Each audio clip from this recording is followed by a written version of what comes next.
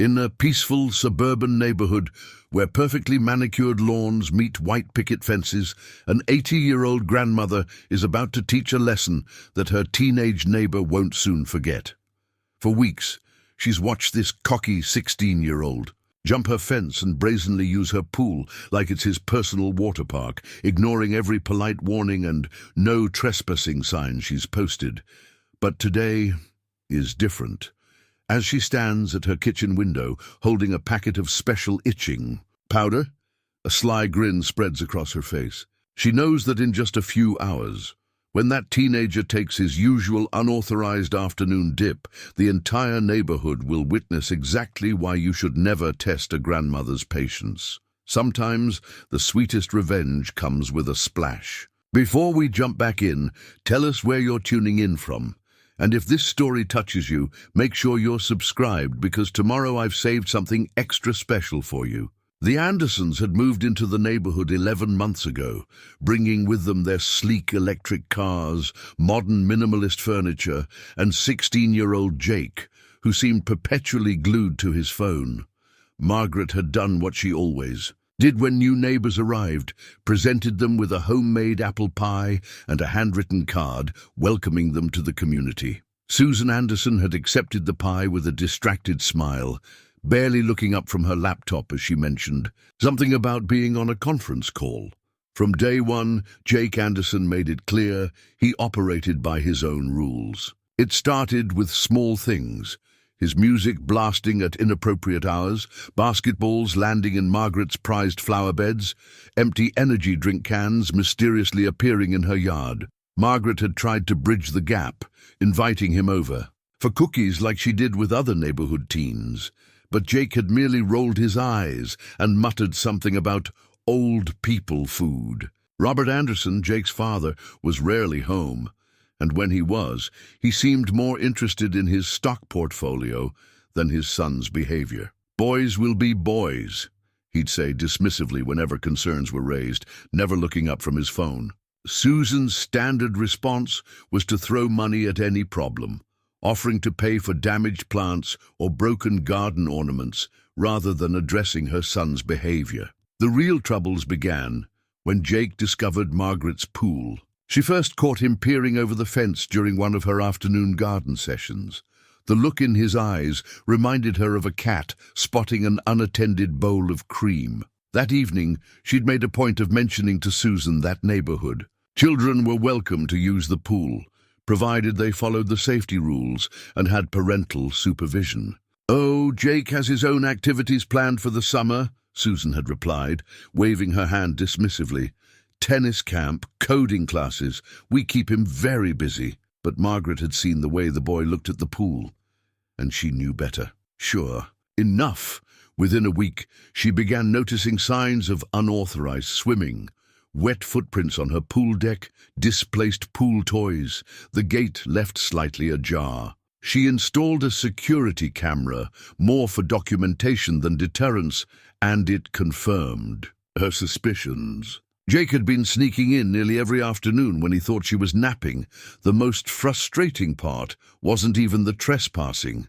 It was the boy's attitude. When Margaret had first confronted him, showing him the camera footage, he'd simply shrugged and said, "It's not like you're using it all the time anyway. Besides, I'm doing you a favor, keeping the pool active or whatever." The sheer audacity of his response had left her momentarily speechless.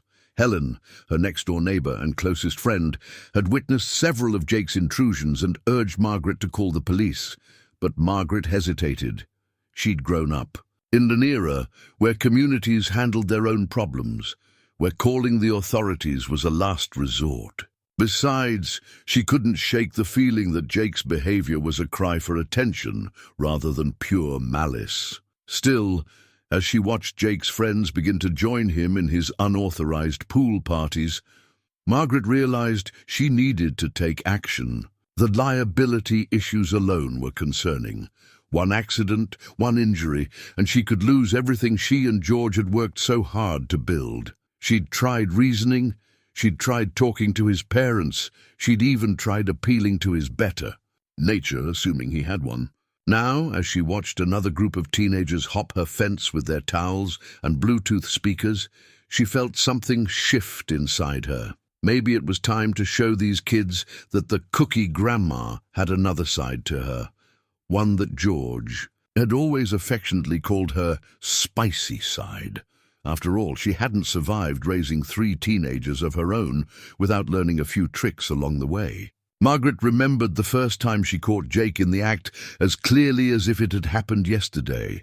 It was during one of those sweltering July afternoons when the air felt thick enough to cut with a knife. She'd been in her sunroom working, on her needlepoint, a hobby she'd taken up after George passed, when she heard the unmistakable sound of splashing water. At first, she assumed it was the Thompson kids from next door, who often came over for supervised swims. But then she remembered.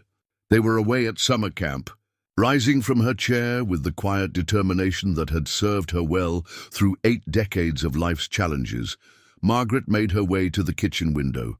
There was Jake, executing a perfect cannonball into her pool, sending waves of water cascading over the edges onto her carefully maintained pool deck. His phone was propped up against her prized orchid pot, apparently recording his aquatic acrobatics for whatever social media platform was popular that week. Margaret felt her blood pressure rise, but she took 3 deep breaths, a technique her late husband had taught her during their 52 years of marriage. Then, with deliberate steps, she walked out onto her back porch. "Young man," she called out, her voice carrying the kind of authority that only grandmothers can muster. "I believe you've forgotten something rather important." Jake's head snapped up, water dripping from his hair, but instead of showing any sign of embarrassment or remorse, he flashed that irritating smirk she'd come to know all too well. "Hey, Mrs. W, water's perfect today. You should join in."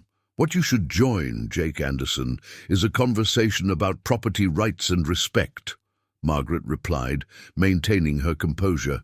"Please get out of my pool. Now." The boy lazily swam to the pool's edge, but made no move to exit. "Come on, Mrs. W. It's like 100 degrees out. Nobody else in the neighborhood has a pool this nice. You can't just keep it all to yourself. That's like selfish or whatever." Margaret walked closer, her house slippers making soft brushing sounds against the concrete. "What's selfish, young man, is entering someone's private property without permission, ignoring their clearly posted signs, and then having the audacity to suggest they're in the wrong." Finally, Jake pulled himself out of the pool, water cascading off him onto her deck. He grabbed his phone, checking it with more concern than he'd shown for her property rights. "It's not that big a deal. My mom says you should be happy to have young people around. Keeps the neighborhood vibrant or something." That evening, Margaret had paid a visit to the Anderson household. Susan Anderson answered the door in her yoga outfit, a protein shake in one hand and her ever-present phone in the other. The conversation that followed was an exercise in frustration. "Boys need to express themselves," Susan had said, barely looking up from her device. "Jake's going through a lot right now. The move, new school, his father's promotion. We believe in giving him space to process his emotions." "What about giving him boundaries?" Margaret had suggested, trying to keep the edge out of her voice. "Structure, consequences for his actions? Oh, we don't believe in punitive parenting," Susan replied with a dismissive wave. "It stifles creativity and personal growth. I'm sure you understand.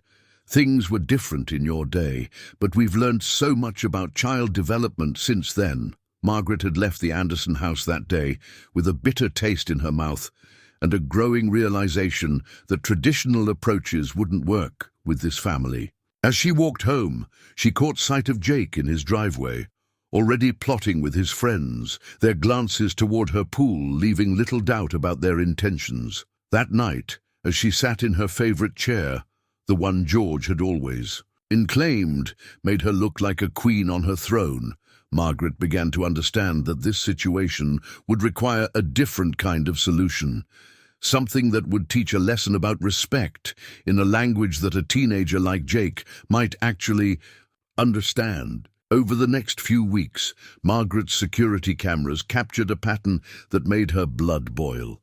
Jake's pool visits had evolved from solo dips to full-blown pool parties. The teenagers would wait until they thought she was taking her afternoon. In nap, a routine she'd mentioned once during a neighborhood barbecue, before scaling her fence like a squad of particularly disrespectful ninjas. The security footage told the whole story. Jake would arrive first, usually around 2:30, doing an exaggerated check of the windows before giving his friends the all-clear signal. They'd come in waves of 2 or 3, carrying sodas, chips, and those portable speakers that seemed surgically attached to teenagers these days. Margaret watched the recordings with growing dismay as they treated her carefully maintained pool area like their own private beach club.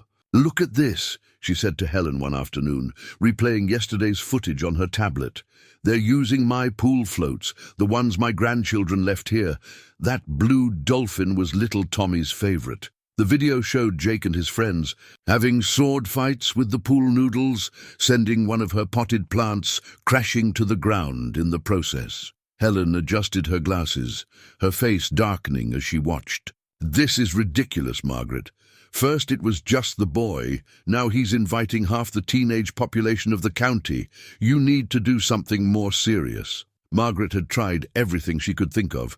She'd installed additional "no trespassing" signs, added a more robust lock to the pool gate, which they simply circumvented by climbing the fence, and even set up a motion-activated sprinkler system. The last one had worked briefly, until Jake figured out its range and timing, turning it into a game to dodge the water jets. The situation reached new heights when Margaret discovered her pool house had been broken into. Nothing was stolen, but they'd used it to store their snacks and phones while swimming. Empty chip bags and soda cans littered the floor, and someone had drawn what they probably thought was a funny cartoon on her whiteboard, the one she used to track pool maintenance schedules. What really set her teeth on edge was overhearing Jake bragging to his friends at the local ice cream shop. "Old Lady Wilson's pool is basically public property now," he'd said, loud enough for everyone to hear.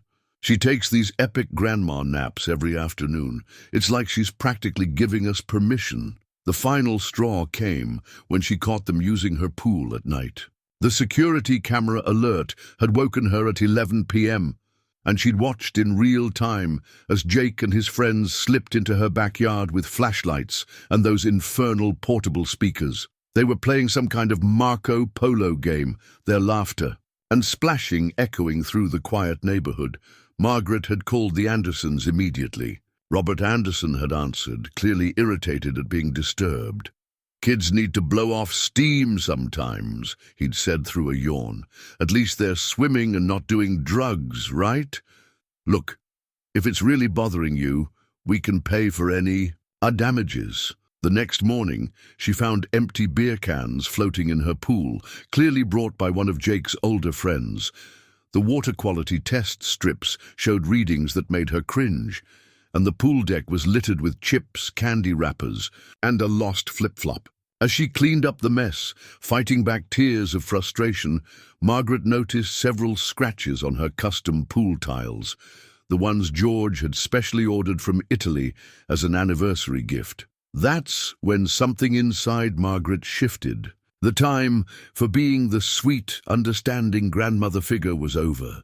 These children, especially Jake, needed to learn that actions had consequences, and that disrespecting others' property and ignoring their reasonable requests would eventually catch up with them. As she dropped another beer can into her recycling bin, a plan began to form in her mind. If they wanted to treat her pool like their personal playground, perhaps it was time to add some unexpected features to their unauthorized aquatic adventure. The morning that changed everything started like any other. Margaret was tending to her roses when she heard the now familiar sound of teenage laughter coming from her pool area. It was earlier than their usual visits, barely past 10 in the morning. Apparently they'd grown so bold that they didn't even wait for her supposed nap time anymore. But this time was different. As she rounded the corner of her house, pruning shears still in hand, she stopped dead in her tracks. Jake was standing on her diving board, not just preparing for a simple dive, but attempting some kind of backflip while his friends filmed with their phones. The board, George's pride and joy, the professional-grade platform he'd insisted on installing despite the extra cost, groaned under his aggressive bouncing. "Stop that right now!" Margaret called out, her voice sharper than she'd ever used, with any of the neighborhood children. But Jake, caught in mid-bounce, either couldn't or wouldn't stop his momentum. The dive went wrong. He clipped the edge of the board, hitting the water at an awkward angle that made Margaret's heart stop for a moment. When Jake surfaced, sputtering and laughing, Margaret saw red, not from blood, thank heavens, but from pure, unadulterated anger. This reckless child could have seriously injured himself on her property. The liability issues alone were enough to make her dizzy, but it was more than that.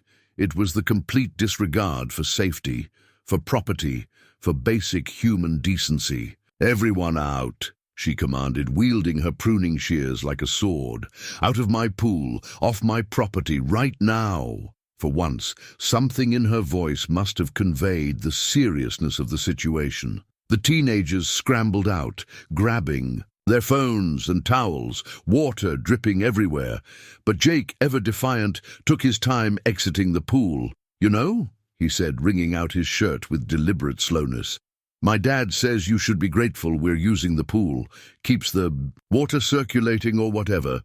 Pretty sure the property values would tank if people saw an empty pool all summer." That was the moment Margaret Wilson, known throughout the neighborhood for her patience and chocolate chip cookies, finally snapped. Not outwardly, she was too well-mannered for that. But inside, a switch flipped. She walked to her pool house, her movements measured and calm, and retrieved the water testing kit. Right there, in front of Jake and his remaining friends, she tested the pool water. The results were worse than she'd feared. The chemical balance was completely off, and she could see debris floating that would certainly clog her filter. $347, she said quietly. "What?" Jake asked, that irritating smirk still playing on his face. "That's how much it will cost to restore my pool to proper condition after your little parties. Not counting the diving board inspection I'll need to have done, or the scratched tiles, or the broken pool toys. Would you like me to continue itemizing the damages, or shall I speak directly with your parents' homeowner's insurance?" For the first time, she saw uncertainty flicker across Jake's face, but it wasn't enough. She knew now that traditional methods wouldn't work with this boy. He needed to learn a lesson he wouldn't forget. As she watched them leave, Margaret's eyes fell on the medicine cabinet visible through her bathroom window. Inside was the solution to her problem, a remedy her grandmother had once used to cure her of a nail-biting habit. Sometimes, she mused, the old ways were the best ways. It was time to teach these children that every action had a consequence, and some consequences could be very, very itchy indeed. Margaret hadn't driven across town to visit Dorothy Chen in over 6 months, but desperate times called for desperate measures. Dorothy had been her friend for over 40 years, ever since they'd both joined the local garden club. Before retiring, Dorothy had worked as a chemist for a pharmaceutical company, and if anyone would know how to make a point without causing actual harm, it would be her. "Let me get this straight," Dorothy said, setting down her teacup with precise movements. Her small home laboratory, converted from what used to be a garage, smelled of herbs and various chemical compounds. "You want something that will make them uncomfortable enough to learn a lesson, but not actually harm them?" Margaret nodded, explaining the whole situation. The repeated trespassing, the parents' dismissive attitudes, the close call with the diving board. Dorothy listened intently, her scientist's mind clearly already working on the problem. "You know," Dorothy said, moving to one of her many organized shelves, "when I was growing up in Taiwan, my grandmother had a similar problem with local boys stealing from her herb garden. She created what she called her special fertilizer. No, perfectly harmless, but very effective at deterring repeated visits. She pulled down a small glass jar filled with a white powder. This is a modified version of that old recipe. It's basically an enhanced form of itching powder, completely safe, temporary in its effects and leaves no lasting marks.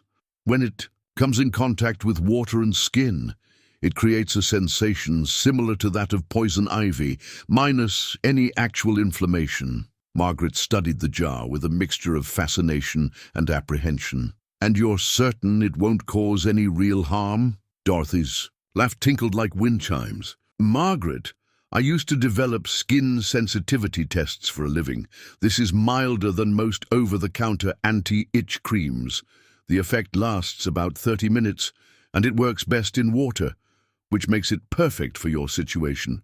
It's also completely undetectable once dissolved." As Dorothy explained the proper measurements and application method, Margaret felt a weight lift from her shoulders.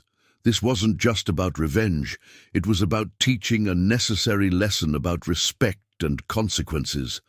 "The beautiful thing," Dorothy continued, measuring out a precise amount into a smaller container, "is that it only affects those who stay in the water for more than a few minutes. A quick dip won't trigger it, so if someone accidentally falls in or tests the water, nothing will happen. But an extended, unauthorized swim session—" She trailed off with a knowing smile. Margaret thought about Jake and his friends, how they typically spent hours in her pool, playing their music and leaving their mess. "That's perfect," she said, her voice firm with conviction. Before she left, Dorothy gave her specific instructions: how much to use, when to add it, and most importantly, how to document everything. "Take videos," she advised. "Not of them in distress? We're not cruel, but of them trespassing. And keep the security footage of all their previous visits. If anyone questions this, you'll want to show it was a last resort after multiple warnings." On the drive home, Margaret felt a curious mix of emotions. There was a hint of guilt, quickly overshadowed by a sense of justification. She'd tried everything else: warnings, talks with parents, security measures. Sometimes, as her own grandmother used to say, a little discomfort was the best teacher. She thought about George and what he would say. He'd always handled discipline with their own children firmly but fairly. "Kids need to learn," he'd often said, "and sometimes they learn best from their own mistakes." Pulling into her driveway, Margaret saw Jake and his friends walking past her house, towels slung over their shoulders, clearly planning another unauthorized pool visit. Their casual attitude, the way they barely glanced at her as she got out of her car, only reinforced her resolve. Tomorrow would be a warm day, perfect swimming weather. As she carefully placed Dorothy's container in her kitchen cabinet, Margaret allowed herself a small smile. Soon, these teenagers would learn that the sweet old cookie grandma they'd been taking advantage of had another side to her, one that wasn't to be underestimated. The next morning, Margaret woke before dawn, her mind already running through her checklist. The weather forecast promised a scorching day, exactly the kind that usually brought Jake and his friends to her pool. She'd spent the evening strategically, repositioning her security cameras, making sure they covered every angle of the pool area while staying discreet enough not to raise suspicion. Helen had come over for their morning coffee ritual, and Margaret decided to confide in her closest friend about the plan. After all, she'd need at least one witness who understood the full situation. "You're sure this powder thing is safe?" Helen asked, peering at the small container Margaret showed her. "I mean, I'm all for teaching that boy a lesson, but we don't want to end up on the wrong side of the law here." Margaret explained Dorothy's background and credentials, showing Helen the detailed instructions she'd been given. "It's less harmful than a mosquito bite," she assured her friend, "just enough to make them think twice about trespassing again." As they watched through the kitchen window, Jake emerged from his house right on schedule, basketball in hand. He made a show of dribbling in his driveway, but his frequent glances toward Margaret's backyard revealed his true intentions for the day. "Look at him," Helen muttered, "planning his next invasion already. You know, Sarah from book club said he and his friends were bragging at the ice cream shop about having their own private pool this summer." "Can you believe the nerve?" Margaret methodically began her preparation. She tested the pool's chemical levels one last time. Everything needed to be perfectly balanced for Dorothy's solution to work properly. Then she added the powder, carefully, following the measurements she'd been given.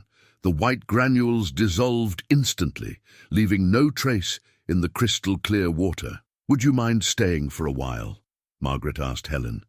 "I could use another set of eyes when things start happening. And maybe we could work on our quilting project on the back porch, just to make sure everything goes as planned." Helen's eyes twinkled with anticipation. "Oh, I wouldn't miss this for the world. I'll just text my husband to let him know I'll be home late." They set up their quilting supplies on the covered porch, positioning themselves where they had a clear view of the pool, but wouldn't be immediately visible to anyone coming over the fence. Margaret had even prepared a pitcher of lemonade, and her famous cranberry scones. Might as well make an afternoon of it. As they worked on their quilting, Margaret ran through the rest of her preparations in her head. The pool house was locked, with a new padlock replacing the one Jake's friends had broken. She'd removed most of the pool toys and floats, leaving just enough to make the pool look inviting. The security cameras were recording, their memory cards fresh and ready. "You know," Helen said as she threaded her needle, "my Harold always said sometimes the best lessons are the ones that sting a little. Not that we're trying to hurt anyone, mind you, but a bit of discomfort can be quite educational." Margaret nodded, remembering similar wisdom from George. They'd raised 3 children together, and while they'd always been fair, they'd never shied away from letting natural consequences teach important lessons. A splash from next door caught their attention. Jake was now filling water balloons in his yard, his friends starting to gather. Their loud conversation carried clearly across the fence. "Your folks still out of town?" one boy asked Jake. "Yeah, won't be back till tomorrow night. Business trip or whatever," Jake replied with obvious satisfaction. "Mom left me money for pizza and said to stay out of trouble, like that's gonna happen." Margaret and Helen exchanged knowing looks. The timing couldn't have been more perfect. No parents around meant no immediate interference when the plan unfolded. Not that Margaret was worried about the Andersons' reaction anymore. She had months of security footage showing their sons repeated trespassing, and Dorothy's solution was completely harmless. Still, it would be better to let the lesson sink in before dealing with any parental fallout. "Well," Margaret said, picking up her quilting scissors with purpose, "I believe the stage is set. Now we just wait for our young friends to make their usual poor decision." She poured 2 glasses of lemonade, handed one to Helen, and settled in for what promised to be a very interesting afternoon. Time seemed to move at a glacial pace as Margaret and Helen maintained their watchful vigil on the porch. The afternoon sun beat down mercilessly, making the pool's crystal-clear water look particularly inviting. Every so often, they could hear bursts of teenage laughter from Jake's yard, the sound growing louder and more frequent as more of his friends arrived. "You know," Margaret said, her needle moving rhythmically through the quilt pattern, "this reminds me of when our Tommy was 13. Remember that summer he kept sneaking cigarettes behind the garage?" Helen chuckled softly. "How could I forget? You replaced his cigarettes with those horrible herb cigarettes George brought back from his medical conference." "One puff of those, and he never touched tobacco again." Margaret smiled at the memory. "George always said sometimes the best parenting happens when you let children think they're getting away with something." The thought of George brought both comfort and a twinge of nostalgia. He would have appreciated the ingenuity of her current plan. He'd always handled their children's misdeeds with a clever mix of consequences and life lessons, rather than straightforward punishment. A loud thump from the direction of the fence pulled Margaret from her reverie. Helen grabbed her arm in excitement, but it was just the neighbor's cat, strutting along the top of the fence with feline confidence. "Lord, my heart's racing like I'm watching one of those spy movies my grandson loves," Helen whispered, though there was no real need to lower her voice. "How are you staying so calm?" Margaret took a sip of her lemonade, which had grown warm in the afternoon heat. "Years of teaching 3rd grade," she replied with a wink. You learn to wait out the troublemakers. They always show their hands eventually. More voices drifted over from Jake's yard, along with the distinctive sound of a portable speaker being tested. Margaret could make out fragments of their conversation. Parents won't be back until... and's got the new waterproof speaker. Might as well use it, she's probably napping. Helen shifted in her chair. Should we pretend to go inside? Make them think the coast is clear? Margaret shook her head. No need. They've grown so bold they'll come anyway. Besides, she added with a slight smile, I want them to know I was here the whole time. It adds to the lesson. As if on cue, a basketball bounced over the fence, landing suspiciously close to the pool gate. It was an old trick, one Margaret had seen dozens of times, the classic excuse to enter someone's yard. Just getting our ball, they'd call out innocently if caught. Here we go, Helen murmured, setting down her quilting. Margaret felt an unexpected flutter of nerves in her stomach. She thought of Dorothy's careful instructions, the measured amount of powder, all the precautions she'd taken. Still, she said, a small prayer that everything would go according to plan. Through the ornamental grasses that bordered her pool area, they could see movement. Jake's head appeared first, peering over the fence with exaggerated caution. He clearly hadn't bothered to check the porch area. So focused was he on looking for signs of Margaret in her usual spots. The kitchen window, the garden, the sunroom. All clear, they heard him stage whisper, followed by poorly suppressed giggles. From his friends, Margaret and Helen sat perfectly still, their quilting forgotten in their laps. The security cameras whirred silently, recording every moment.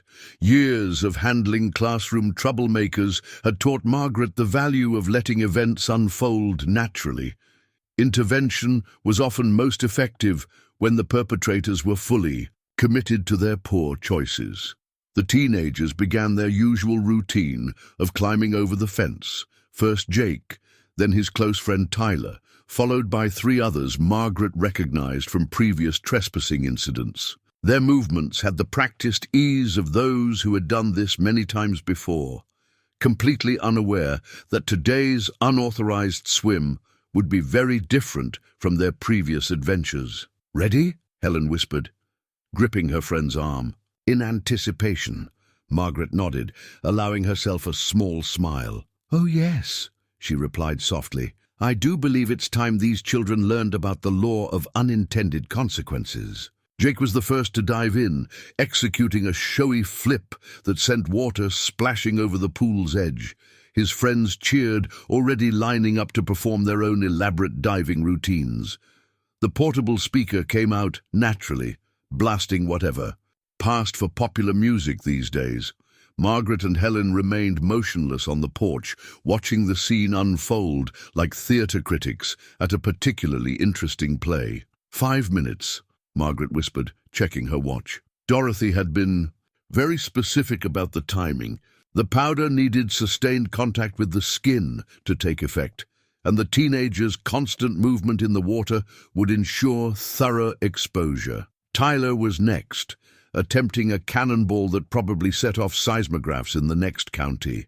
2 more boys, Kevin and Marcus, slipped into the water with less dramatic entrances, while the 5th boy, David, sat at the edge with his feet dangling in, focused on filming his friends with his phone. "Someone's gonna get so many views on this," David called out, panning his camera across the pool. "Mrs. Wilson's gonna be internet famous." Margaret felt her jaw tighten at that, but kept her peace. The cameras would prove useful later, though. Not in the way these children intended. At the 6-minute mark, Jake was the first to notice something wasn't quite right.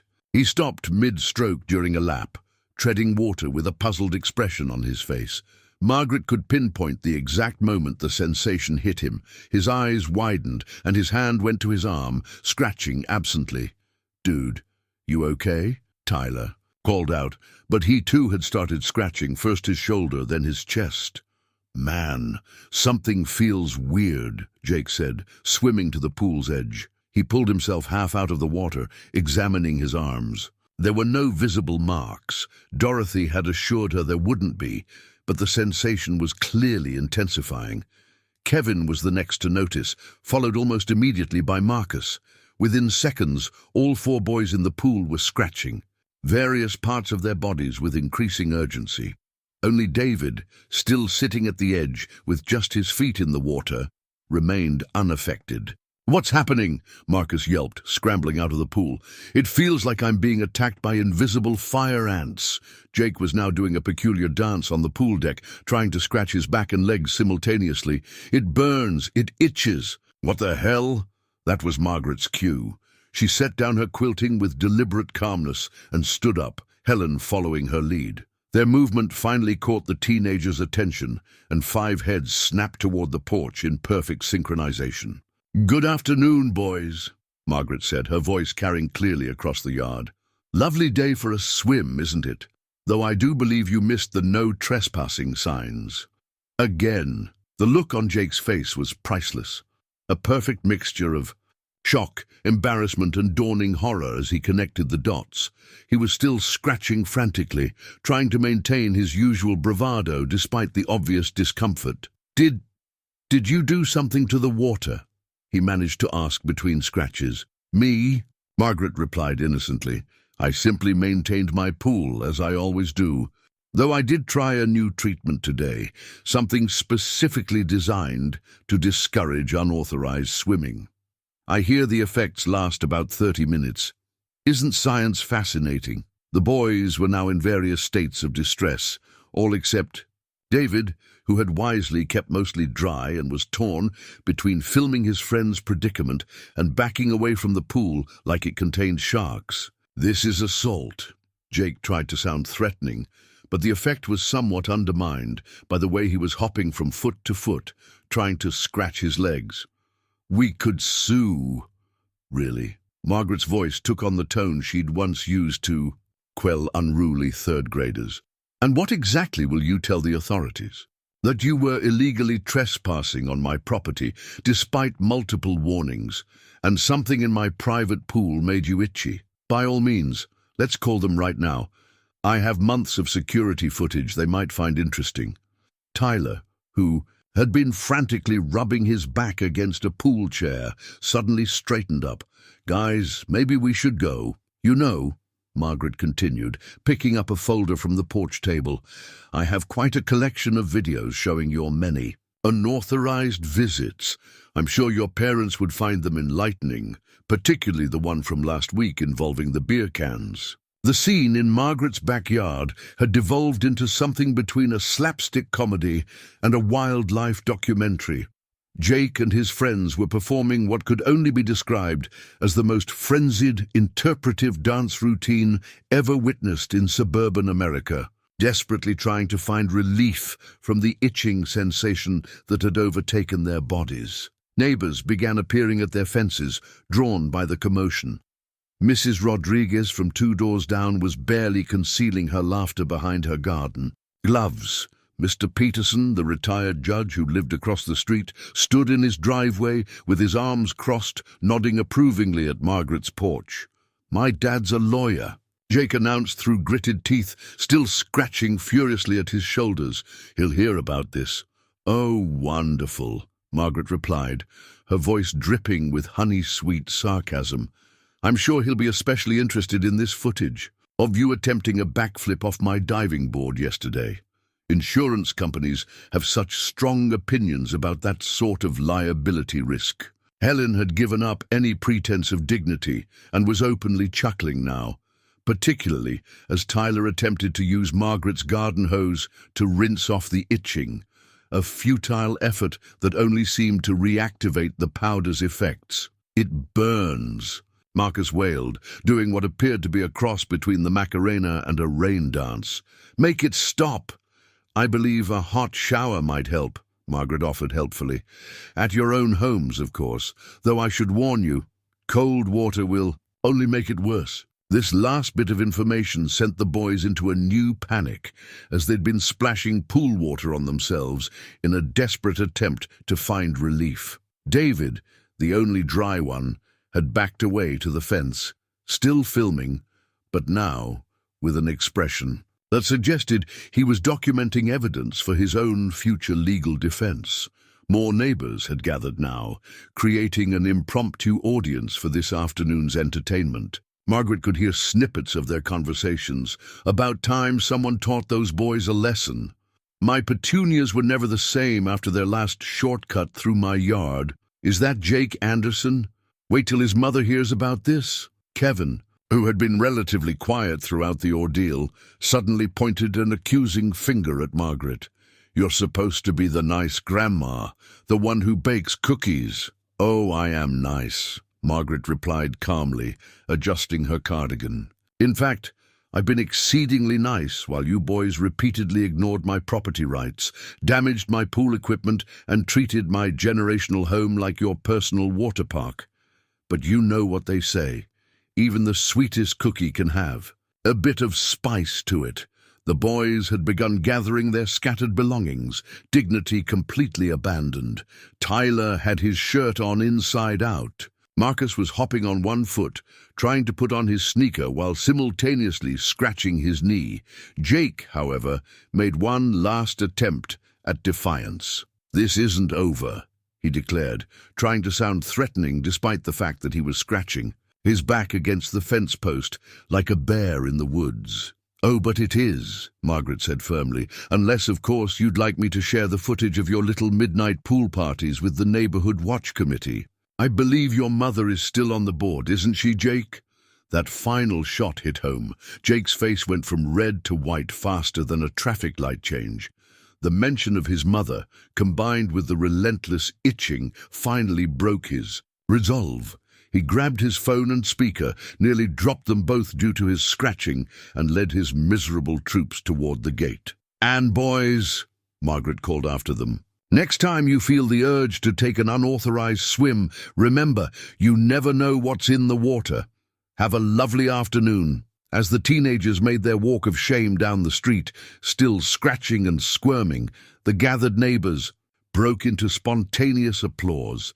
Helen raised her lemonade glass in a toast, and Margaret allowed herself a small, satisfied smile. Sometimes, she reflected, the best lessons in life came with a little bit of sting to them. The aftermath of the pool incident spread through the neighborhood faster than a summer wildfire. By early evening, Margaret's phone had been buzzing with text messages from neighbors, most of them containing various versions of "well done" and "it's about time." She was just finishing up her dinner dishes when she heard the screech of tires in her driveway, the unmistakable sound of an angry parent arriving home early. Susan Anderson burst through Margaret's front gate like a designer-clad tornado. Her yoga mat still strapped to her back, with Robert Anderson trailing behind her, attempting to simultaneously loosen his tie and check his phone. Jake shuffled along behind them, still occasionally scratching and looking significantly less cocky than usual. "What did you do to my son?" Susan demanded, her voice hitting a pitch that probably disturbed the neighborhood dogs. "He's been scratching for hours. We had to leave our meditation retreat early." Margaret calmly dried her hands on a kitchen towel and stepped onto her porch.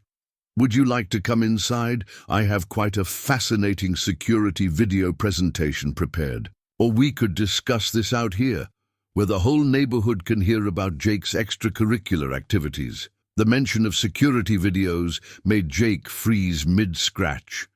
Robert Anderson finally looked up from his phone. "Videos?" he asked, his lawyer's instincts apparently kicking in. "Oh yes," Margaret replied, retrieving her tablet from the side table. "I've been documenting everything. Shall we start with last Tuesday's midnight pool party? Or would you prefer to see yesterday's diving board acrobatics?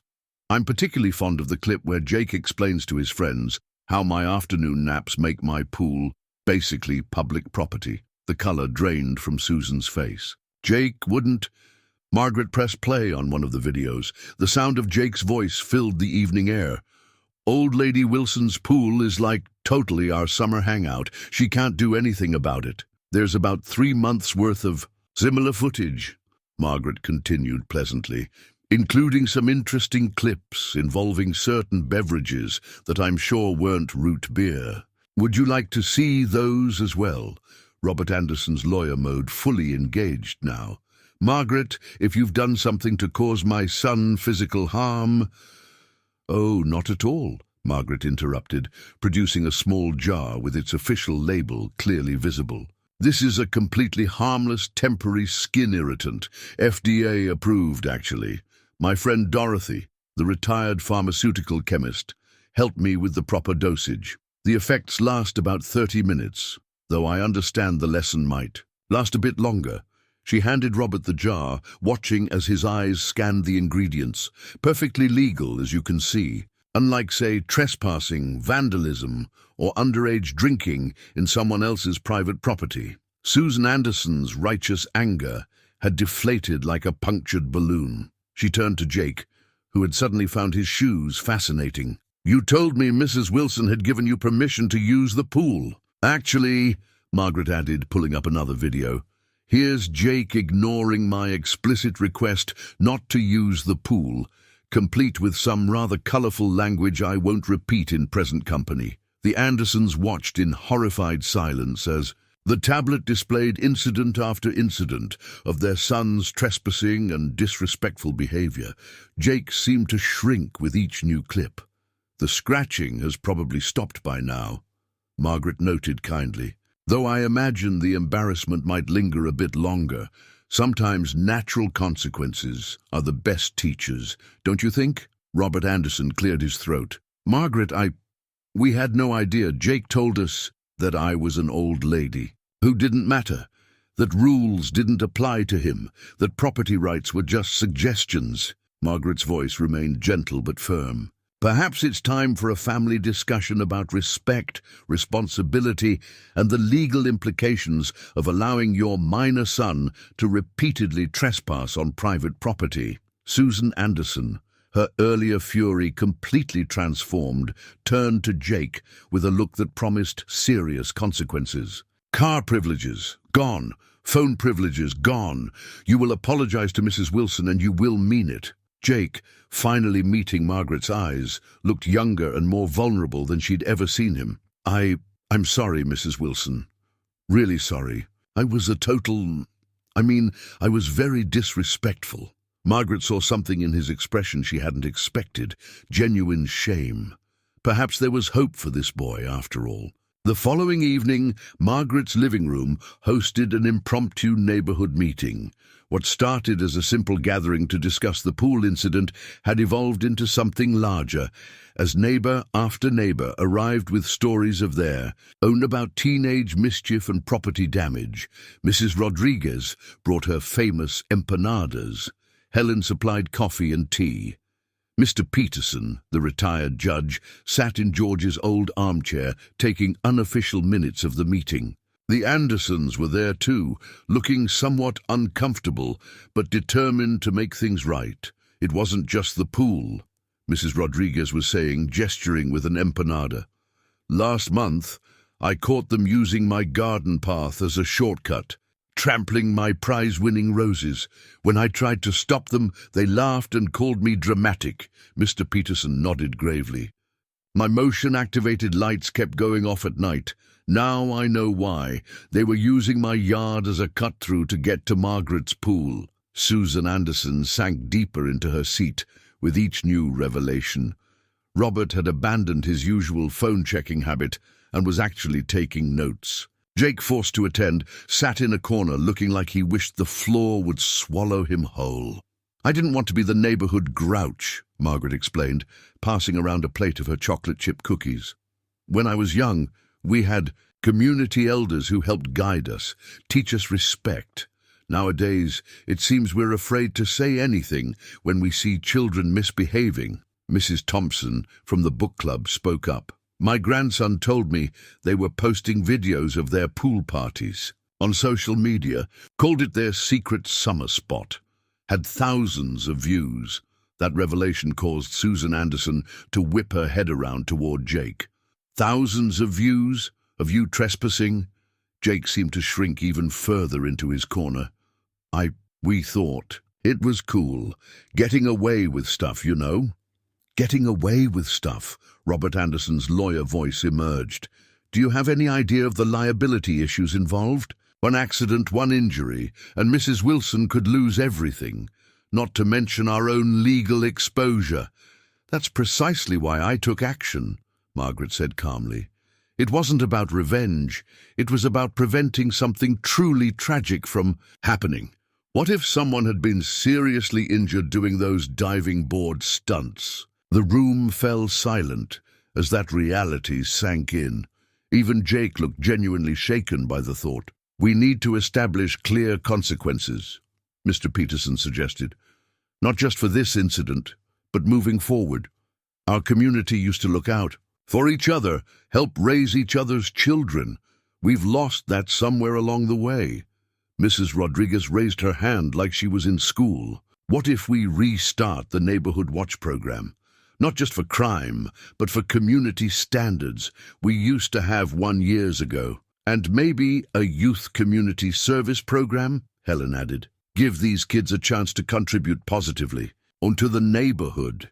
The ideas started flowing freely then. Mrs. Thompson suggested a neighborhood council where teens could have a voice in community decisions. Mr. Peterson offered to mentor young people interested in law or civil service. Even the Andersons got involved, with Susan proposing to use her social media expertise to help promote positive community initiatives instead of trespassing videos. Through it all, Margaret watched Jake. The boy's expression had gradually shifted, from embarrassment to something that looked almost like interest, especially when Mrs. Rodriguez mentioned needing help with her community garden project. I believe, Margaret said, rising to refresh the coffee pot, that every mistake carries with it an opportunity for growth. When I was teaching, I often found that my most challenging students became my greatest success stories, once they were given the right motivation and guidance. The meeting continued well into the evening, with plans being made, committees being formed, and a new sense of community solidarity emerging. What had started as a response to a prank had somehow transformed into a catalyst for neighborhood renewal. As people began to leave, Jake approached Margaret hesitantly. Mrs. Wilson, I've been thinking maybe I could help you maintain the pool, like properly with permission and everything. I'm pretty good with chemistry in school and I could learn about the pH levels and stuff. Margaret studied him for a moment, seeing past the recent troublemaker to the potential beneath. That, she said with a small smile, might be an excellent place to start. The next morning found Jake Anderson standing awkwardly on Margaret's front porch, wearing what was clearly his church clothes and holding a handwritten letter of apology. His mother hovered behind him in her designer yoga wear, nodding encouragingly while simultaneously checking her phone. Go on," Susan prompted when Jake hesitated. "Read Mrs. Wilson what you wrote." Jake cleared his throat, his face flushing red as he unfolded the paper. "Dear Mrs. Wilson, I am writing to formally apologize for my actions regarding your swimming pool and property." Margaret raised her hand, interrupting gently. "Why don't we sit on the porch and have some lemonade?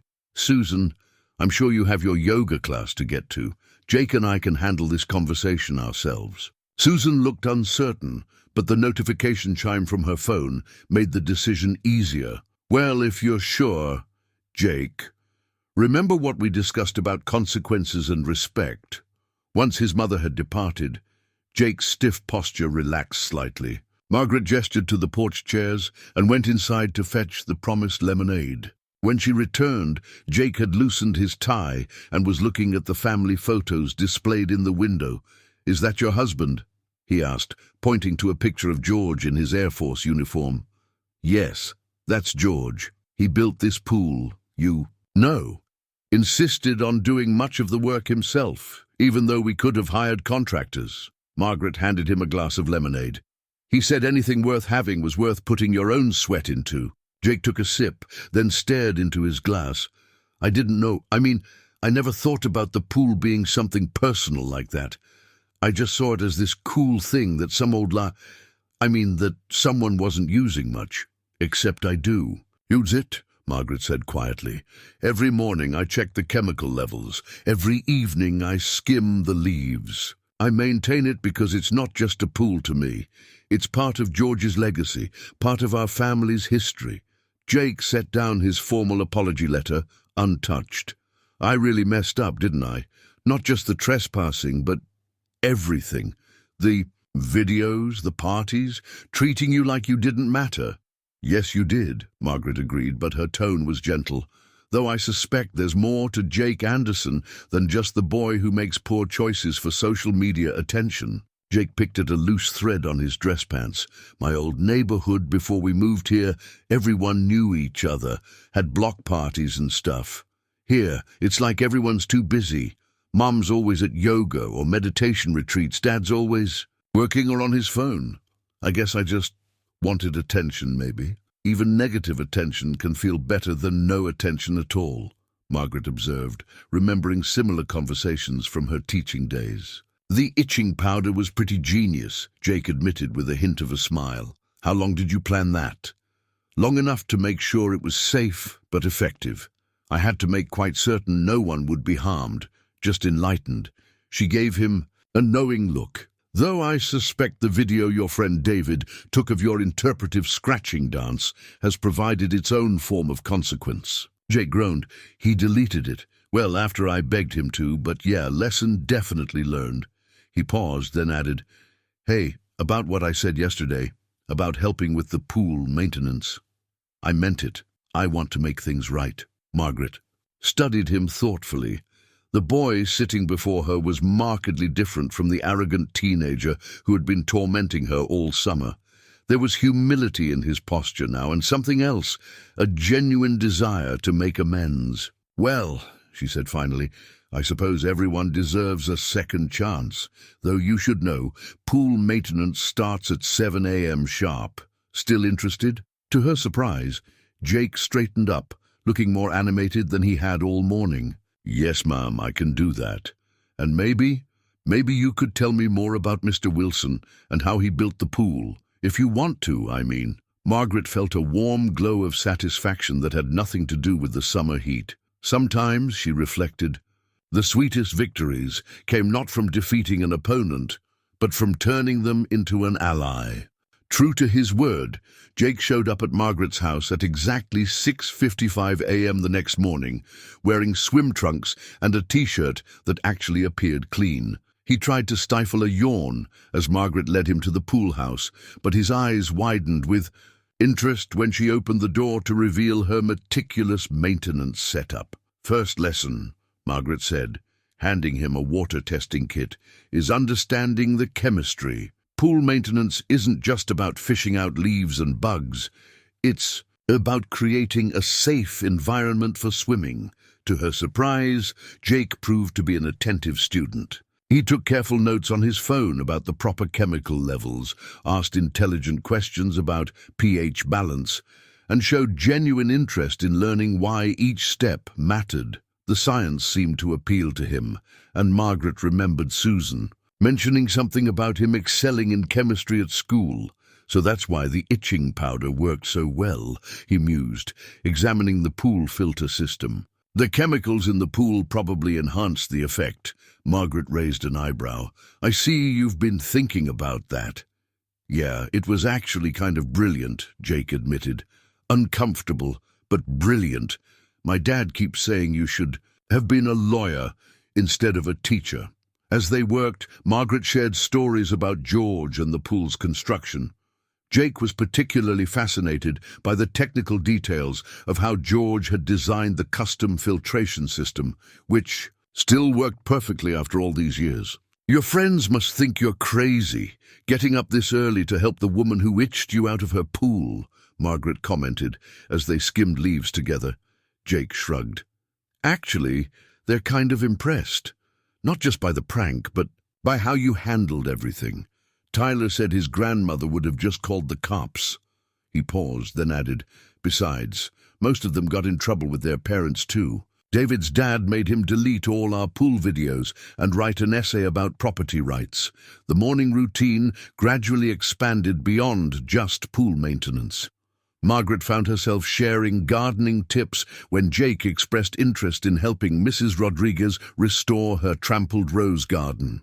He turned out to have a natural touch with plants once he actually took the time to learn about them. One morning, as they were checking the pool's chemical levels, Jake asked hesitantly, "Mrs. Wilson, could I maybe use the pool sometimes? Like, properly this time? With permission and everything?" Margaret pretended to consider it carefully, though she'd been waiting for this question. "I suppose that could be arranged. Under certain conditions, of course." "Of course," Jake agreed quickly. "Whatever you say. I'll follow all the rules." "First," Margaret held up a finger, "you need to maintain your commitment to the pool maintenance schedule. Second, you must always have adult supervision, either me or another approved neighbor. Third, you can invite friends, but you're responsible for their behavior. And fourth," she paused for effect, "you have to join me for cookies and lemonade. Afterward, it's a tradition." Jake's face broke into a genuine smile, not the smirk she'd grown used to seeing earlier in the summer, but something warmer and more authentic. "Deal! Though, maybe we could make it iced tea sometimes. I'm not really a lemonade guy." "Iced tea it is," Margaret agreed, finding herself smiling back. "You know, your grandfather would have loved this pool. Your mother mentioned he was a swimming instructor." "Yeah, how did you know that?" Jake looked surprised. "Susan mentioned it at the neighborhood meeting. Perhaps you could tell me about him while we work? It seems only fair. I've talked so much about George."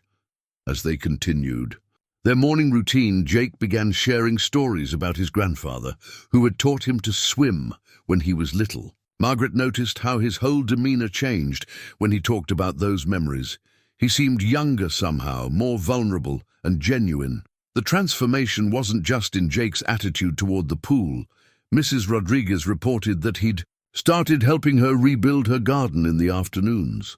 Mr. Peterson mentioned seeing him pick up litter in the park without being asked. Even Helen admitted that she'd caught him helping her grandson learn to ride a bike. "You know what George would say about all this?" Margaret said one morning as they finished their work. "He always believed that everyone deserves a chance to right their wrongs. He'd be proud of how you're making amends." Jake ducked his head, but not before Margaret caught the pleased smile on his face. Sometimes, she reflected, the best way to help a wayward teenager find their path was to give them a chance to earn back their own self-respect. As summer progressed, the transformation in the neighborhood became increasingly evident. Jake's reformed behavior had created a ripple effect throughout the community, particularly among the other teenagers who had once followed his lead in mischief-making. One Saturday morning, while Margaret supervised Jake and his friends during their now authorized pool time, she overheard a conversation that made her smile behind her sun hat. "Dude, remember when we thought we were so cool sneaking in here?" Tyler was saying as he helped Jake check the chemical levels, a task that had now become part of their regular swimming routine. "Pretty lame, looking back on it." "Yeah," Jake replied, recording the measurements in the pool maintenance log Margaret had helped him create. "Can't believe we thought it was okay to treat Mrs. Wilson's property like that. My grandfather would have been so disappointed."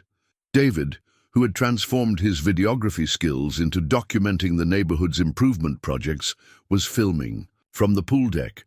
"Hey, Mrs. Wilson, would it be okay if we interviewed you for our community service video? The one about respecting elderly residents?" Margaret lowered her sunglasses. "I'd be happy to participate, David, though perhaps we could rephrase it as senior community members rather than elderly residents." The boys laughed, no longer the nervous, guilty chuckles of those trying to get away with something, but the warm laughter of genuine affection. They had come to appreciate Margaret's wit and wisdom, especially after she'd shared some stories about her own teenage misadventures. Even Susan Anderson had undergone a change. She'd started actually attending the neighborhood council meetings, instead of just adding them to her calendar. And Margaret often saw her chatting with other parents during Jake's supervised swim times. Robert Anderson had finally learned to put his phone away during community events, particularly after Jake called him out on it during a family dinner. The other neighbors had noticed the change, too. Mrs. Rodriguez's garden was flourishing again. Now, with help from a regular crew of teenage volunteers led by Jake, Mr. Peterson had started a weekly mentoring program for young people interested in civic responsibility, and to everyone's surprise, Jake was one of his most engaged participants. "You know what the best part is?" Jake said one afternoon, as he and Margaret sat on the porch after pool maintenance, sharing her cookies with his new preferred beverage, iced tea with mint from her garden. "My social media following has actually grown, but now it's because of the community service stuff we're doing, not because of stupid pranks." Margaret nodded, remembering how George had always said that good examples spread as quickly as bad ones, if given the chance. Sometimes the right path isn't the easiest, but it's always the most rewarding. The transformation extended beyond just behavior. Jake's grades had improved, particularly in chemistry, which he now approached with the same dedication he showed to pool maintenance. His parents had noticed too. Susan had tearfully thanked Margaret at the last neighborhood meeting for giving us back our son. Even the physical appearance of the neighborhood had changed. The teenagers who once treated private property as their playground now organized weekend cleanup events. Gardens flourished, fences were respected, and the sound of unauthorized pool parties had been replaced by the pleasant chatter of supervised community gatherings. One particularly memorable moment came when Jake stopped a group of younger kids from cutting through Mrs. Rodriguez's garden. "Hey, I used to do that too," he told them, "but I learned the hard way that disrespecting other people's property isn't cool. Come on, I'll show you the right way to get to the park." Margaret watched from her kitchen window as Jake led the children along the proper path, taking time to explain why respecting the neighborhood mattered. She thought about the arrogant teenager who had once scoffed at her rules and smiled at how far he'd come. The itching powder incident had become something of a neighborhood legend, though Margaret never confirmed or denied the exact details. Sometimes the most effective lessons were the ones that left a little mystery to spark the imagination. What mattered wasn't the prank itself, but the change it had inspired, not just in Jake, but in the entire community's approach to respect, responsibility, and the importance of looking out for one another. Labor Day weekend arrived with the kind of perfect late summer weather that seemed custom-ordered for outdoor celebrations. Margaret's backyard had been transformed into party central, with tables laden with potluck dishes, string lights twinkling in the trees, and the pool sparkling like a jewel in the center of it all. The end of summer pool party had been Jake's idea, but the entire neighborhood had embraced it enthusiastically. Mrs. Rodriguez brought her famous empanadas, Helen contributed her prize-winning potato salad, and even Susan Anderson had managed to tear herself away from her yoga retreat long enough to bake something, though Margaret suspected it had been store-bought and transferred to a homemade-looking container. "Pool chemistry check completed, Mrs. Wilson," Jake reported, clipboard in hand. "Everything's perfect for swimming. I also double-checked all the safety equipment and put out extra towels." Margaret smiled at his thoroughness. "Thank you, Jake. Though I think you can start calling me Margaret now. You've certainly earned it." The look of pride on his face was worth every moment of frustration from earlier in the summer. He'd grown into his role as unofficial pool manager with a dedication that had surprised everyone, except perhaps Margaret, who had always believed there was more to him than met the eye. The party was in full swing now. Children splashed in, the shallow end, under the watchful eyes of parent volunteers. Teenagers, including Jake's former partners in crime, took turns showing off their diving skills, all within the proper safety regulations, of course. Mr. Peterson had set up a grill and was holding court with his famous barbecue recipes. "Remember, when we thought this pool was just some old lady's boring backyard," Tyler said to Jake as they helped set up more chairs. "Man, we were idiots." "Language!" Margaret called out automatically, making both boys grin. David was there too, but this time his camera was capturing authorized moments. The community coming together, children playing safely, neighbors chatting and laughing. He'd started a social media series about positive community involvement, and it had gained even more followers than their old trespassing videos. Mrs. Margaret, Jake said, approaching her with an envelope. We all wanted to give you something. To say thank you for, well, everything. Inside the envelope was a handmade card, signed by all the neighborhood teenagers. But more than that, it contained a professionally printed certificate announcing the establishment of the Wilson Community Spirit Scholarship, a fund set up by the Neighborhood Council to help local youth pursuing education in community service or civic leadership.